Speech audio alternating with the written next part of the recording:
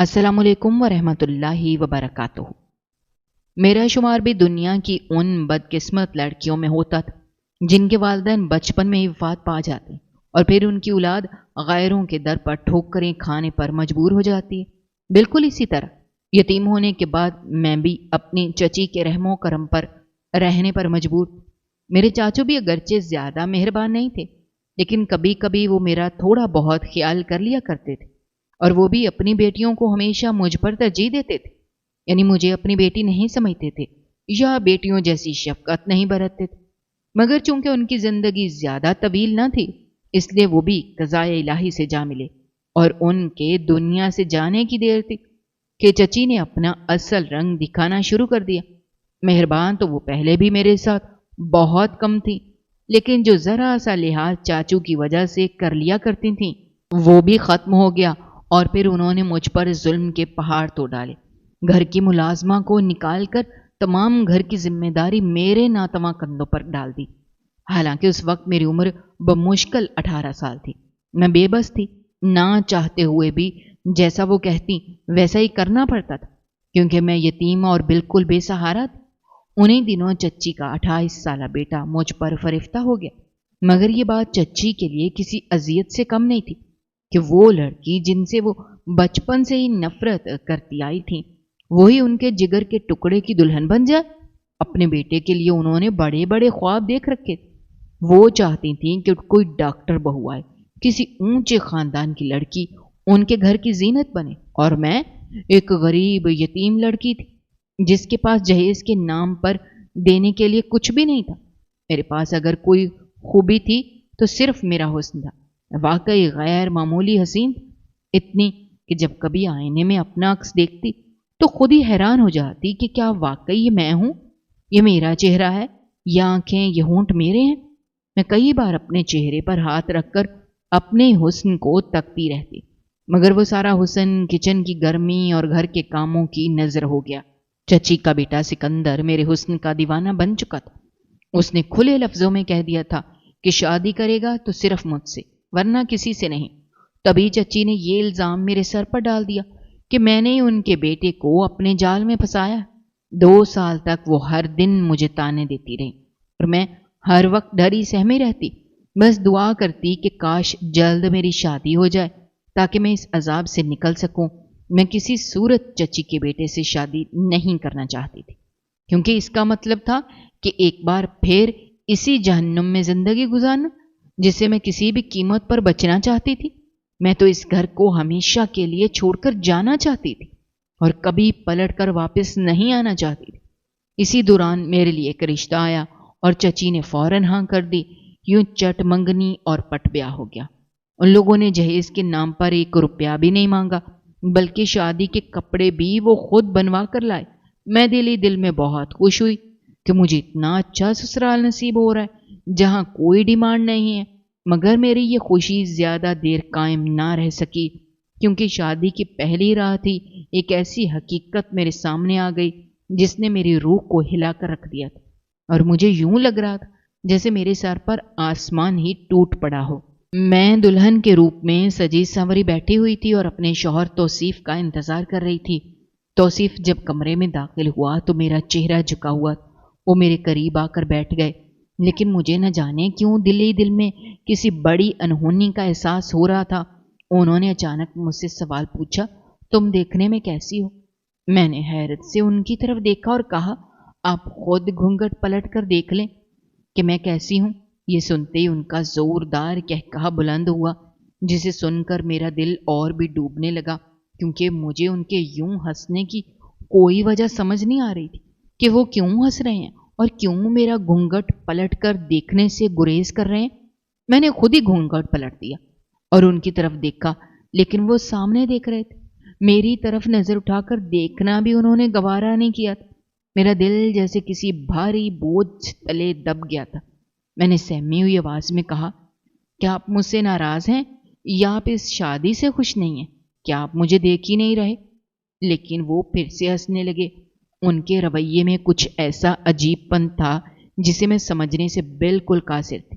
مجھے بار بار یہی محسوس ہو رہا تھا کہ شاید یہ شادی ان پر زبردستی مسلط کی گئی ہے اور وہ دل سے راضی نہیں ہے تو وہ اس طرح ہنس رہے ہیں۔ میں نے ہمت کر کے ان سے سوال کیا کہ کیا آپ کسی اور کو پسند کرتے تھے؟ لیکن میرے اس سوال پر بھی وہ پھر سے ہنس پڑے۔ اب تو میرا دماغ جیسے پھٹنے کے قریب تھا۔ یہ کیسا طریقہ تھا اپنی نئی نویلی دلہن سے بات کرنے کا؟ اگر میں انہیں پسند نہیں تھی تو وہ پہلے ہی بتا دیتے۔ میرا دل جیسے کسی اندھی کھائی میں اتر گیا تھا۔ میں نے سوچا اگر وہ ایک بار میرا چہرہ دیکھ لیں تو یقیناً وہ سب کچھ بھول جائیں گے، کیونکہ میں تھی ہی اتنی حسین کہ میرا حسن کسی کو بھی اپنے سحر میں جکڑ سکتا تھا۔ لیکن افسوس کہ وہ سامنے ڈریسنگ ٹیبل کی طرف دیکھتے رہے اور میری طرف ایک لمحے کے لیے بھی نگاہ اٹھا کر دیکھنا پسند نہیں کیا۔ میں تو یہی سوچ کر اس گھر میں آئی تھی کہ اپنے شوہر اور اپنے سسرال کی اتنی خدمت کروں گی کہ مجھے دوبارہ کبھی اپنے ممانی کے پاس واپس نہ جانا پڑے۔ لیکن اچانک توصیف نے خاموشی توڑتے ہوئے کہا، کیا تمہیں یہ کسی نے بتایا نہیں کہ میں دیکھ نہیں سکتا؟ یہ سن کر میرا دل ایک دم جیسے رک گیا تھا۔ پہلے پہل تو مجھے لگا وہ مذاق کر رہے ہیں۔ میں حیرت سے انہیں دیکھنے لگی اور کانپتی ہوئی آواز میں کہا، توصیف، یہ مذاق کرنے کا وقت نہیں ہے۔ مجھے اس طرح کی باتیں بالکل پسند نہیں ہیں، اور آپ کے متعلق اس قسم کی باتیں میں ہرگز برداشت نہیں کر سکتی۔ اللہ آپ کی آنکھوں کا نور سلامت رکھے۔ آپ کی محبت تو میرے لیے عبادت کی مانند ہے۔ میں نے ایک فرما بردار اور باوفا بیوی کی طرح بات کی تھی، لیکن وہ پھر سے ہنسنے لگے اور بولے کہ نمرا، یہ دنیا بہت بے وفا ہے۔ جب انسان کے اندر خوبیاں ہوں تو دنیا اس سے محبت کرتی ہے، لیکن اگر اسی انسان کے اندر کوئی کمی ہو تو یہی دنیا با وفا سے بے وفا ہو جاتی ہے۔ آج تم میری محبت کو عبادت کا درجہ دے رہی ہو، لیکن حقیقت یہ ہے کہ میں تمہاری محبت کے لائق ہی نہیں ہوں، کیونکہ میں ایک اندھا شخص ہوں۔ میں نے سب سے سن رکھا ہے کہ تم بہت حسین ہو، لیکن افسوس کہ میں تمہارے حسن کو اپنی آنکھوں سے دیکھ نہیں سکتا۔ تو صرف مسلسل بولتے جا رہے تھے، لیکن مجھے اس وقت بھی یہی محسوس ہو رہا تھا کہ وہ محض مذاق کر رہے ہیں۔ ان کے اس طرح کے مذاق کرنے پر مجھے غصہ آ رہا، مگر تھوڑی دیر کے بعد مجھے اچھی طرح اندازہ ہو گیا تھا کہ یہ کوئی مذاق نہیں ہے، بلکہ ایک ایسی تلخ حقیقت تھی جسے میں ماننے کے لیے تیار ہی نہیں تھی۔ میں پھٹی پھٹی آنکھوں سے اپنے شوہر کو دیکھ رہی تھی۔ میرے سپنوں کا محل ایک ہی پل میں زمین بوس ہو گیا تھا۔ میں کیا کچھ سوچ کر اس گھر میں آئی تھی اور کس سہارا ڈھونڈنے کی آس پر آئی تھی، لیکن جس انسان کو میں اپنا سہارا سمجھ رہی تھی وہ تو خود دیکھ ہی نہیں سکتا، اور جو دیکھ ہی نہیں سکتا ہو وہ میرا سہارا کیسے بن سکتا تھا؟ اسے تو خود چلنے کے لیے سہارا چاہیے تھا۔ میرے ساتھ بہت بڑا دھوکا ہوا تھا، ایسا دھوکا جو میری چچی اور میرے سسرال والوں نے مل کر کیا تھا۔ میرا غصے سے برا حال ہو گیا تھا۔ میں ایک دم کھڑی ہو کر چیخی کہ آپ لوگوں کو ذرا بھی شرم نہیں آئی؟ ایک غریب، مسکین اور یتیم لڑکی کے ساتھ اتنا بڑا دھوکا کرتے ہوئے؟ میں نے غصے میں کہا تو توصیف فوراً بولے، تمہاری چچی کو سب کچھ معلوم تھا کہ میں دیکھ نہیں سکتا۔ انہوں نے تمہیں یہ بات نہیں بتائی؟ اس میں ہمارا کوئی قصور نہیں ہے۔ دھوکا تو تمہارے ساتھ تمہاری اپنی چچی نے کیا ہے۔ انہوں نے ہم سے کہا تھا کہ انہوں نے تمہیں سب حقیقت بتا دی ہے اور تم اس پر راضی ہو۔ توصیف کی یہ بات سن کر میرا خون کھول اٹھا تھا۔ میں نے لرزتی ہوئی آواز میں کہا، میں راضی ہوں؟ کیا میں راضی ہو سکتی ہوں ایک ایسے انسان سے شادی کرنے پر جو دیکھ ہی نہیں سکتا؟ یا خدایا، میں کہاں جاؤں؟ میں تو اپنی تمام کشتیاں جلا کر یہاں آئی تھی۔ اب میرے پاس واپس جانے کا کوئی راستہ نہیں بچا تھا۔ میں نے تو یہی سوچا تھا کہ اس جہنم میں دوبارہ کبھی نہیں جاؤں گی، لیکن اب میں کہاں جاؤں؟ میں زور زور سے چیختی اور روتی رہی، جبکہ توصیف چپ چاپ اپنے بستر پر جا لیٹے اور مجھ سے مزید کوئی بات کیے بغیر جلد ہی نیند کی آغوش میں چلے گئے، جبکہ میں حیران پریشان جاگتی رہی۔ نہ جانے رات کے کس پہر میری آنکھ لگی، مجھے خود معلوم نہیں ہو۔ صبح کے وقت جب میری آنکھ کھلی توصیف اب بھی سو رہے تھے۔ میرے جاگنے کی آہٹ پر وہ بھی اٹھ گئے، سہارا ڈھونڈنے لگے، لیکن میں اس قدر غصے اور دکھ میں ڈوبی ہوئی تھی کہ میں نے انہیں سہارا دینا بھی ضروری نہیں سمجھا۔ مجھے یہی لگا کہ مجھ سے پہلے بھی تو وہ اپنے کام خود ہی کرتے تھے۔ یہ کمرہ چونکہ ان کا اپنا تھا، اس لیے وہ اندازے کے مطابق واش روم تک پہنچ گئے اور کچھ دیر بعد باہر نکل آئے۔ جبکہ میں نے ان سے ایک لفظ بھی بات نہیں کی تھی۔ انہوں نے مجھے پکارا، نمرہ کیا تم یہاں ہو؟ میں کمرے میں موجود تھی، لیکن میں نے ان کے سوال کا کوئی جواب نہیں دیا۔ میرا دل اس قدر کھٹا پڑ چکا تھا کہ بیان سے باہر تھا۔ میں صرف 20 سال کی ایک حسین اور جوان لڑکی تھی، اور اس پر میرے ساتھ یہ ظلم ہوا تھا۔ میری کیفیت کا اندازہ دوسرے لوگ لگا ہی نہیں سکتے تھے، کیونکہ جوتا کہاں کاٹتا ہے یہ وہی جان سکتا ہے جو جوتا پہنتا ہے۔ میری تکلیف صرف میں ہی جانتی تھی، دوسرا کوئی اسے سمجھ نہیں سکتا تھا۔ دن یوں ہی گزرتے گئے، میرا دل اپنے سسرال میں ذرا بھی نہیں لگتا تھا، اور لگتا بھی تو کیسے؟ جس سہارا ڈھونڈنے کی امید پر میں یہاں آئی تھی وہ تو کسی کام کا ہی نہیں نکلا تھا۔ ایک دن میری ساس نے مجھ سے کہا کہ بیٹی، تمہاری چچی کو ہم نے سب کچھ صاف صاف بتا دیا تھا۔ انہوں نے کہا تھا کہ تم اس رشتے سے راضی ہو اور انسانی ہمدردی کی خاطر توصیف سے شادی کرنا چاہتی ہے۔ مجھے بھی اپنے بیٹے کا وارث چاہیے تھا، لہذا جو ہونا تھا ہو گیا۔ اب یہ تمہاری ذمہ داری ہے کہ تم مجھے وارث دو۔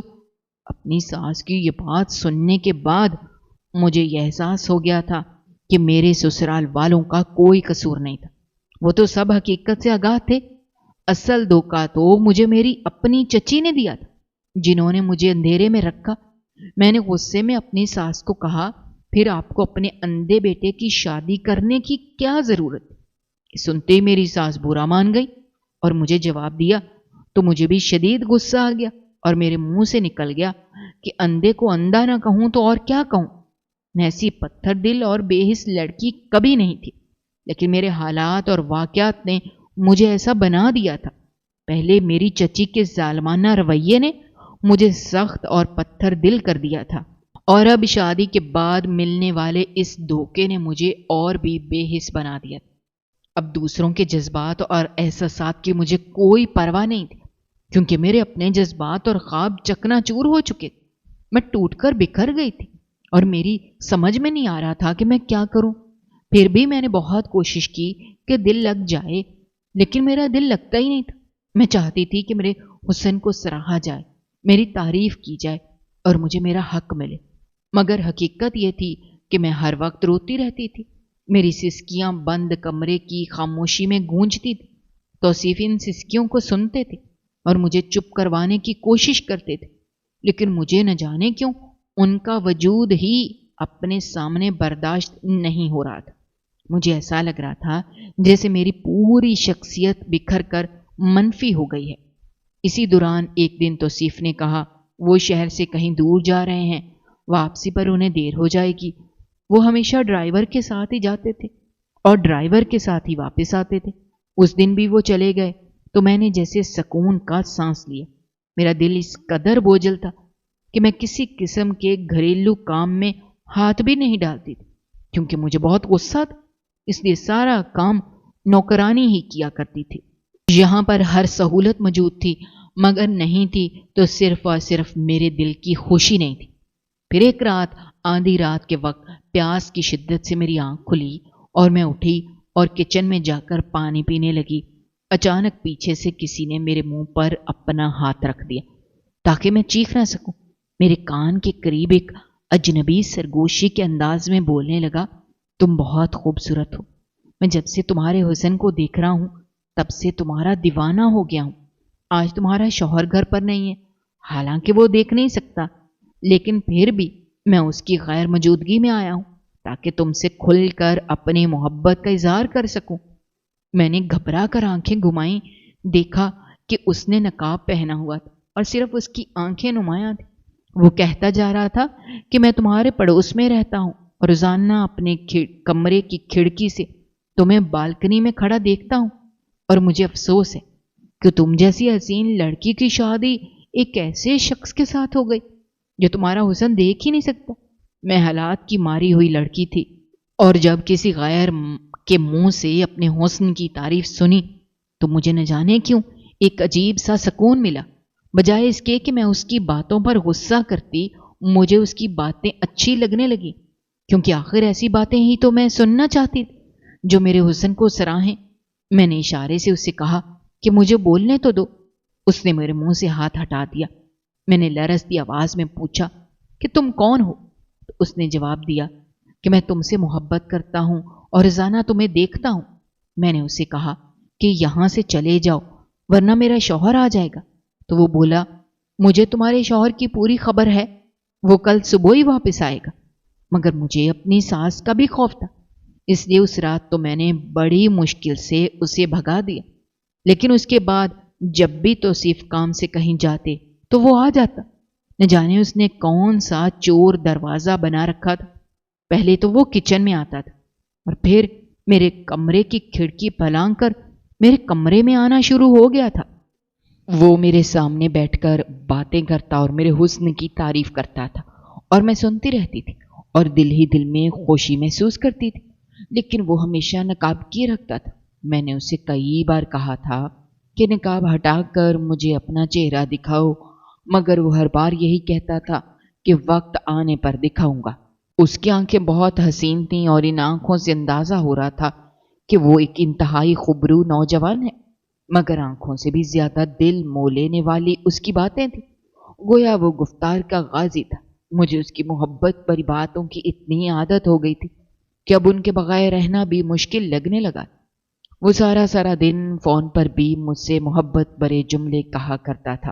میری زندگی میں جو ایک بہت بڑی کمی تھی، وہ کمی اس اجنبی شخص کی باتوں سے پوری ہو رہی تھی، مگر افسوس کی یہ کمی میرے اندھے شوہر سے نہیں بلکہ ایک نامحرم سے پوری ہو رہی تھی۔ اندھا شوہر تو میری تعریف کرنے سے قاصر تھا، مگر یہ اجنبی میری تعریف کرنے میں کوئی کسر نہیں چھوڑتا تھا۔ کافی عرصے تک یہ سلسلہ چلتا رہا۔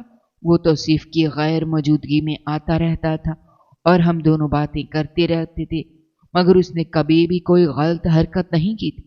میری عقل پر گویا شیطان نے پردہ ڈال دیا تھا، اس لیے مجھے یہ بھی خوف نہیں رہا تھا کہ کوئی اجنبی شخص میرے کمرے تک آ سکتا ہے اور کچھ بھی غلط کر سکتا ہے۔ حالانکہ کسی اجنبی پر اعتبار کرنا کتنا بڑا خطرہ ہوتا ہے، مگر میں نے یہ سوچنا چھوڑ دیا تھا۔ میرا شوہر تو صرف آنکھوں سے اندھا تھا، لیکن میرا دل بھی اندھا ہو چکا تھا، میری روح بھی اندھی ہو گئی تھی۔ میں کیا کر رہی تھی اور کیوں کر رہی تھی مجھے کچھ نظر نہیں آ رہا تھا۔ مجھے یہ احساس تک نہیں تھا کہ میں کتنا بڑا گناہ کر رہی ہوں۔ میں نے کبھی خود سے یہ سوال بھی نہیں کیا تھا کہ آخر میں یہ سب کیوں کر رہی ہوں۔ ایک رات ہم دونوں حسب معمول باتیں کر رہے تھے کہ اچانک ولی کی کال آ گئی۔ اس نے کہا وہ پہنچنے والا ہے۔ میں حیرت سے سکتے میں آ گئی کہ وہ اچانک سے کیسے آ گیا۔ میں نے گھبرا کر اس سے کہا کہ فوراً کہیں چھپ جاؤ، کیونکہ مجھے توصیف کی گاڑی کی آواز صاف سنائی دے رہی تھی اور میں جانتی تھی کہ وہ اندر داخل ہونے والا ہے۔ مگر اس نے بڑے اعتماد سے کہا مجھے چھپنے کی کیا ضرورت ہے، تمہارا شوہر تو دیکھ ہی نہیں سکتا۔ یہ سن کر مجھے بھی ہنسی آ گئی اور میں نے کہا واقعی جب وہ دیکھ ہی نہیں سکتا تو پھر چھپنے کی کیا ضرورت ہے۔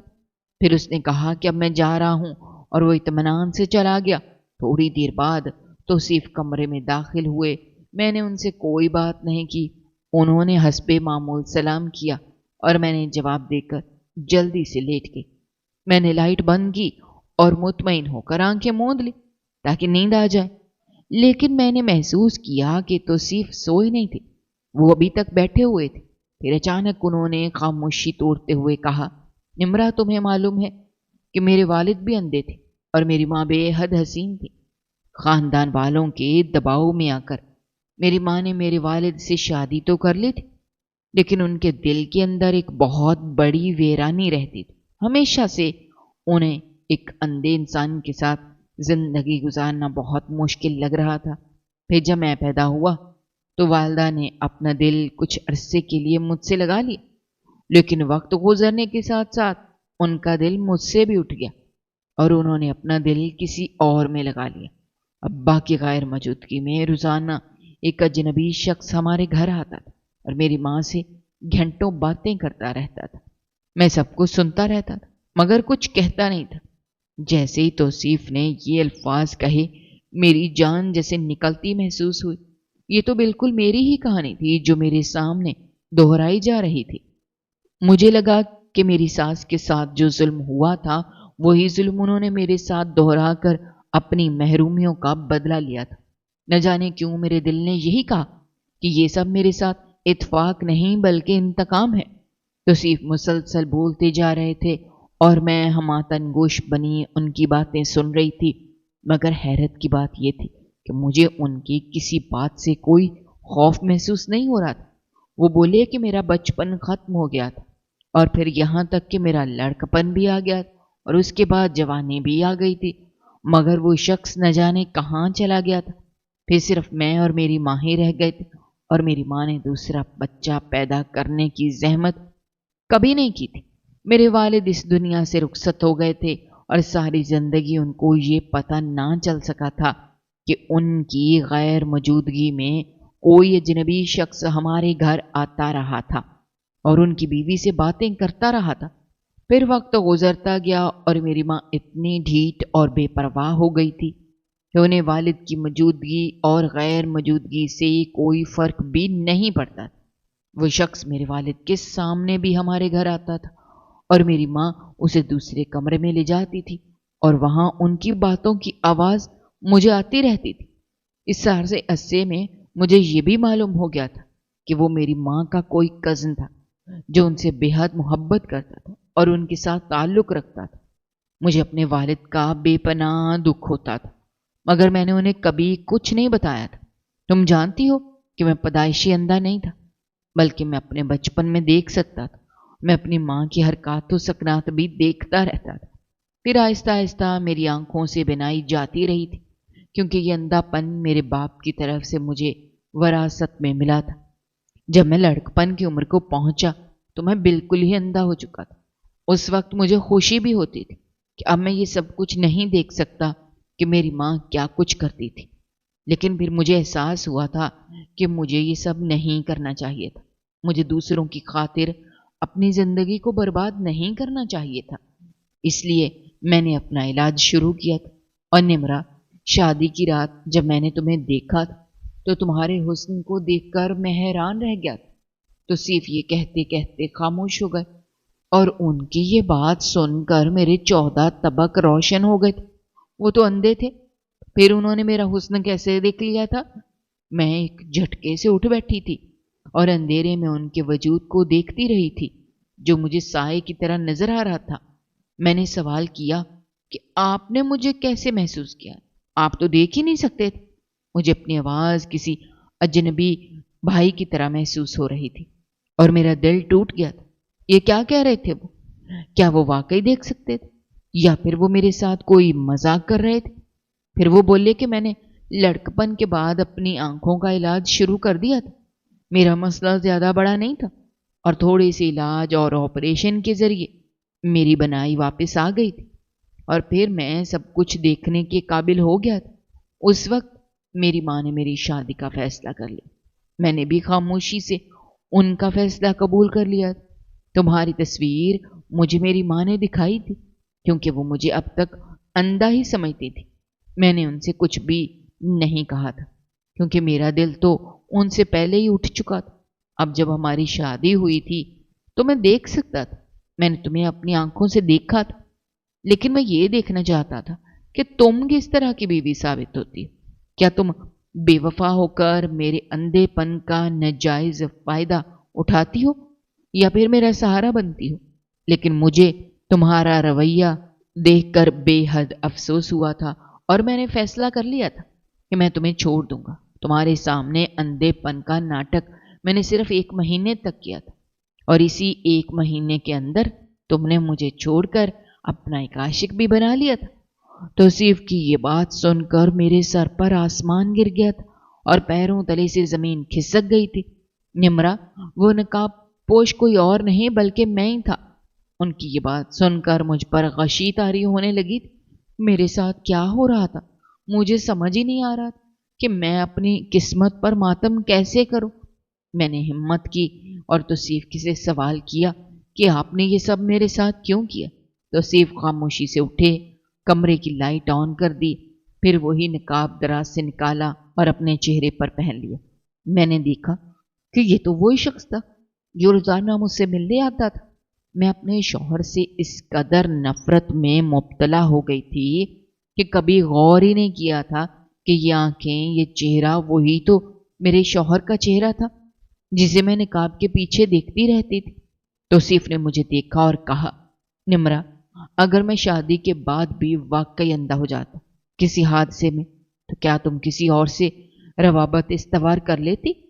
तौसीफ का ये सवाल सुनकर शर्मिंदगी के मारे जमीन में गड़ गई थी। मेरे पास बोलने की हिम्मत नहीं थी। मेरा दिल चाह रहा था कि जमीन फट जाए और मैं उसमें समा जाऊं। मैं सोच रही थी, मुझे इस नकाबपोश से मोहब्बत हो गई थी और वो नकाबपोश मेरा शौहर ही था। अब मैं कहाँ जाऊं? मैं क्या करूं? तौसीफ ने आगे बढ़कर कहा, मैं तुमसे नाराज नहीं हूं निम्रा। मैं एक हालात का मारा इंसान था जिसने अपनी मां की बेवफाई देखी थी और मैं उसकी सजा एक मासूम लड़की को देना चाहता था, तुम्हें आजमा कर। लेकिन आज मुझे एहसास हो रहा है कि मैंने गलत किया। मैं तुम्हें माफ करता हूं क्योंकि मैं तुम्हारे किरदार को जान गया हूं। तुमने एक अजनबी से सिर्फ बातें की, अपनी हदूद का ख्याल रखा, तुम्हारे एहसासात और जज्बात में पाकीज़गी थी। मैंने ये सब अपनी आंखों से देख लिया था। मुझे एहसास हो गया था कि तुम्हें सिर्फ मोहब्बत भरी बातों की ज़रूरत है। तुम्हारे अंदर कोई बुराई नहीं थी, सिर्फ एक एहसास से कमतरी था और बस। तो सिर्फ रुक के फिर आहिस्ता से बोले, निम्रा, मैं तुम्हें क्या खाक माफ़ करूँगा, बल्कि हकीकत तो यह है कि मैं खुद इस काबिल नहीं हूँ कि तुम्हें माफ़ कर सकूँ। मुझ में हिम्मत नहीं है कि मैं तुमसे माफ़ी मांग सकूँ। हो सके तो तुम मुझे माफ़ कर देना, क्योंकि तुम गलत नहीं बल्कि मैं था। मैंने तुम्हारे साथ गलत किया, तुम्हें आजमाइश में डाल दिया, किसी और की सज़ा तुम्हें दे दी।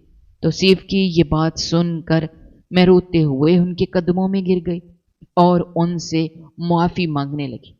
मैंने भी उन्हें माफ़ करते हुए उनसे दरख्वास्त की कि वो भी मुझे माफ़ कर दें।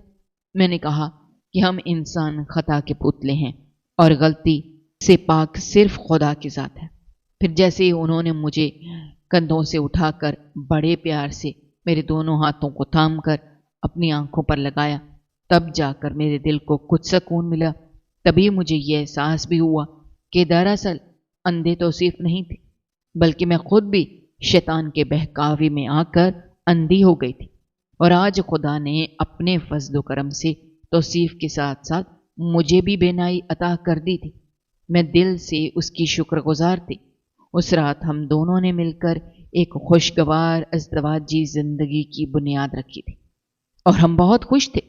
सच कहते हैं कि खुदा एक न एक दिन आपको आपके किए गए सब्र का फल जरूर देता है, लेकिन शर्त यह है कि आप खुदा की रहमत से कभी मायूस ना हो और उससे अपनी उम्मीदों को मजबूती से बांधे रखें। और वैसे भी मायूसी अल्लाह ताला को बिल्कुल भी पसंद नहीं है। नाजरीन, मजीद इस तरह की सबकआमूज़ कहानियाँ और वाक़यात सुनने के लिए हमारी वीडियो को लाइक करें, शेयर करें और चैनल को सब्सक्राइब करना मत भूलिएगा। शुक्रिया। अल्लाह हाफिज़।